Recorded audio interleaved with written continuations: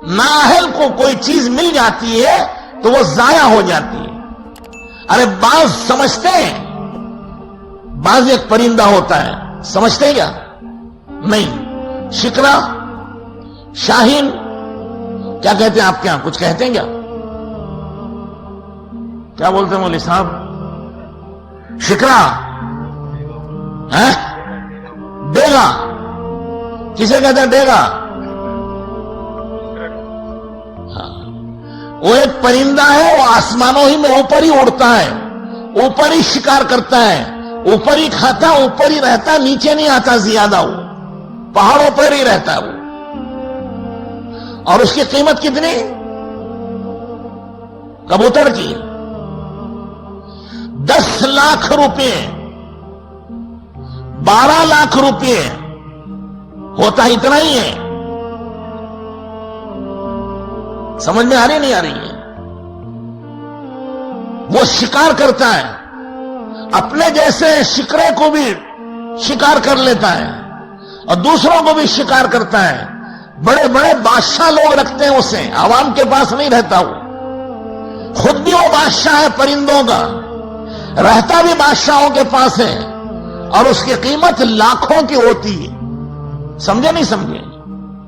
وہ بادشاہ کے پاس تھا ایک, لیکن کسی دن اس کے دل میں پتہ نہیں کیا تکبر و غرور آیا, بادشاہ کا محل چھوڑ کے بھاگ گیا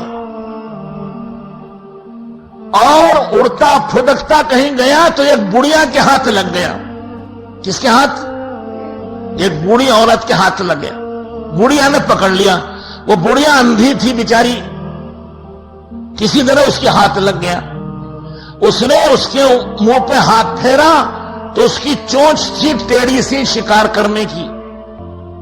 اس نے بڑھیا تو نااہل تھی بیچاری, جاہل, کیا معلوم اسے. اس نے کہا رے اس کی تو چونچ اتنی بڑی ہو گئی ہے, چونچ بڑھتے بڑھتے ٹیڑھی ہو گئی ہے, کیسے کھاتا ہوگا. کینچی لے کے اس کی چونچ کتر دی. اس کے گویا 10 لاکھ میں سے 8 لاکھ تو ختم ہو گئے. پھر اس نے اس کے اوپر ہاتھ پھیرے تو پیر میں ناخن بڑے بڑے ہوتے ہیں جس سے وہ شکار پکڑتا ہے. اس نے کہا رے یہ پتہ نہیں کہاں بوڑھا پرندہ کہاں رہ گیا تھا, اس کے تو ناخن بھی بہت بڑھ گئے. اس نے کینچی لے کے وہ ناخن کتر دیے. رہی صحیح اس کی 2 لاکھ میں سے 2 لاکھ کی وہ قیمت بھی چلی گئی. اب چونچ بھی گئی اور پنجے بھی, ناخن بھی گئے. پھر اس نے ہاتھ پھیرا تو پر اس کے اچھے بڑے بڑے تھے جس سے وہ اڑتا تھا, دور دور تک جاتا تھا. پرواز اس کی بہت تیز ہوتی تھی, اڑان, شکار کرتا تھا. اس نے کہا یہ بڈھا ہو گیا, اس کے تو پر بھی بہت بڑھ گئے. اس نے پر بھی اس کے کتر دیے. اب وہ ایک گوشت کا لوتھڑا ہو گیا, نہ اڑ سکتا ہے, نہ کھا سکتا ہے, نہ پکڑ سکتا ہے. ادھر اس کا یہ حال ہو گیا, ادھر بادشاہ نے تلاش کرایا کہ ہمارا وہ پرندہ کہاں گیا ہے. تو بڑھیا کے گھر ملا.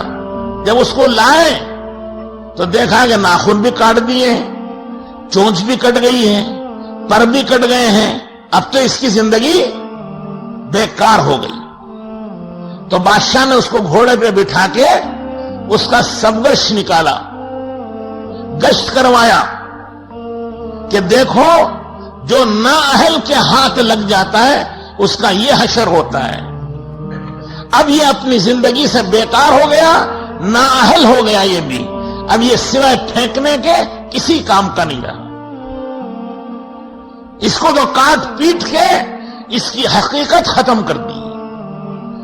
تو شاید ایسے ہی دعوت و تبلیغ کا کام ہمارے ہاتھ لگا, ہم نااہل نکلے.